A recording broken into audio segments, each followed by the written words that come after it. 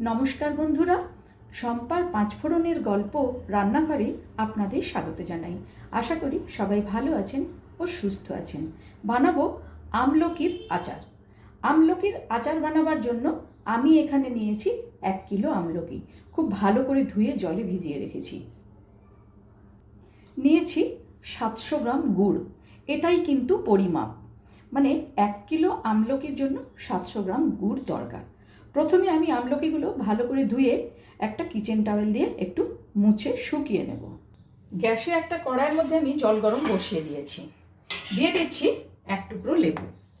এবারে একটা এরকম প্লেট এর মধ্যে দিয়ে দিলাম। আপনাদের কাছে যদি জালি জালি প্লেট থাকে তাহলে সেটা খুবই ভালো হবে। এইভাবে এবারে আমলকিগুলোকে এখানে দিয়ে দিচ্ছি।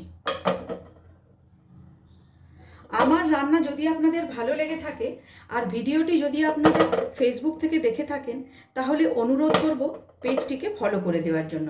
আর যদি ইউটিউব থেকে দেখে থাকেন তাহলে অনুরোধ করব চ্যানেলটিকে সাবস্ক্রাইব করে পাশে থাকা বেল আইকনটি অবশ্যই প্রেস করার জন্য, যাতে আমি কোনো রেসিপি দিলে আপনাদের কাছে নোটিফিকেশন পৌঁছে যায়। আর লাইক, শেয়ার ও কমেন্ট করে আমার পাশে থাকার জন্যও অনুরোধ করছি। এইভাবে সবগুলোকে কিন্তু দিয়ে দেব। প্রায় 10 মিনিটের জন্য আমি এটাকে ঢেকে দেব, একটু ভাপিয়ে নেওয়ার জন্য। ফিরে এলাম 10 মিনিট পর। গ্যাসের ফ্লেমটাকে অফ করে এটাকে আমি ফ্যানের হাওয়ায় একটুখানি শুকিয়ে নেব। আমলকিগুলোকে ফ্যানের হাওয়ায় শুকিয়ে নিয়েছি। এরকম একটা স্ক্র্যাপার নিয়ে নিয়েছি। স্ক্র্যাপারের বড় দিকটা নিয়েছি। আমলকিগুলো এবারে এইভাবে সমস্তগুলোকে কুড়িয়ে নেব। বড় দিকটা এই কারণে নেওয়া যে আচারটা হয়ে যাওয়ার পর যখন মুখে পড়বে তখন কিন্তু খেতে বেশ ভালো লাগবে। এইভাবে সমস্ত আমলকিগুলোকে আমি কুড়িয়ে নেব।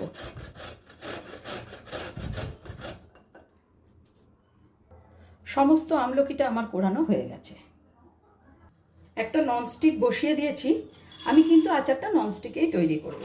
এর মধ্যে দিয়ে দিচ্ছি আমি প্রায় 2 চামচের একটু বেশি মৌরি। ভালো করে মৌরিটা একটুখানি ড্রাই রোস্ট করে নেব।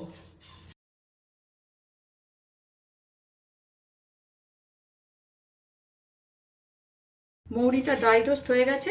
এবার এটাকে আমি নামিয়ে ঠান্ডা করে গুঁড়ো করে নেব। যে গুড় রেখেছিলাম সেই গুড়টা এর মধ্যে দিয়ে দিলাম। গুড়টাকে আমি টুকরো টুকরো করে ভেঙে নিয়েছি।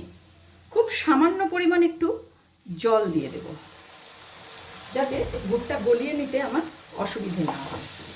ভালো করে নাড়াচাড়া করতে করতে কিন্তু গুড়টাকে গলিয়ে নিতে হবে।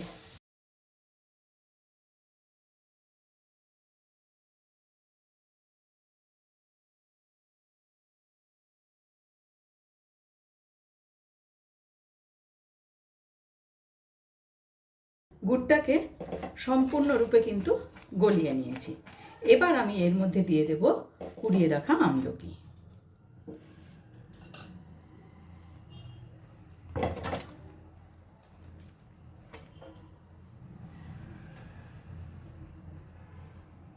খুব ভালো করে কিন্তু গুড়ের সাথে এবার এটাকে মিশিয়ে নিতে হবে।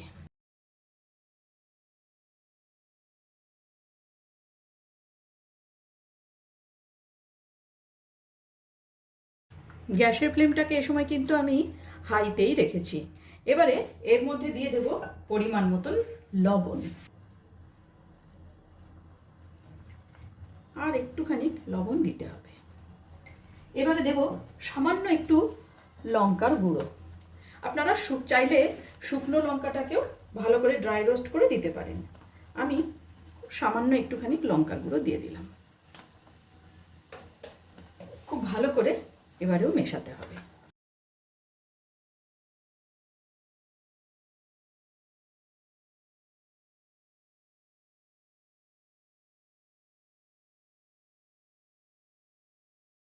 প্রায় 15 মিনিট ধরে আমি হাই ফ্লেমে এটাকে জাল করে নিয়েছি।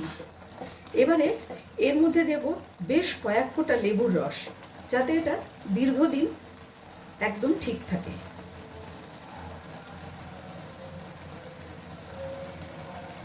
লেবুর রস দেওয়ার পরও আর একবার ভালো করে নাড়াচাড়া করে দেবো।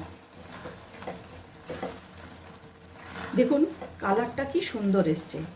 যারা এখনও আমলকির আচার তৈরি করেননি অবশ্যই খুব তাড়াতাড়ি তৈরি করে ফেলুন আমলকির আচার এই রেসিপিটি দেখে।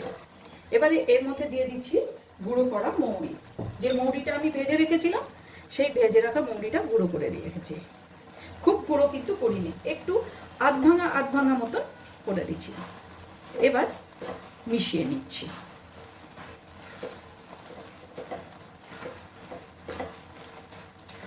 গ্যাসের ফ্লেমটাকে এবারে একদম লোতে করে দিলাম।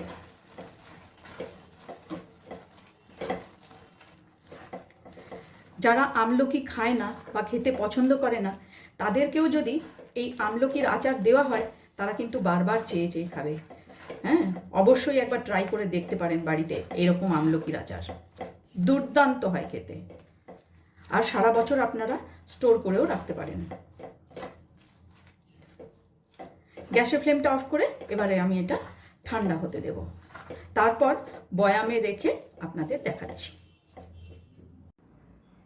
তৈরি করে নিলাম আমলকির মিষ্টি আচার। ভিডিওটি আপনাদের কেমন লাগলো অবশ্যই কমেন্টস করে জানাবেন। আজ তাহলে এই পর্যন্তই, দেখা হচ্ছে সামনের ভিডিওতে অন্য কোনো রেসিপির সাথে। ভালো থাকবেন, সুস্থ থাকবেন।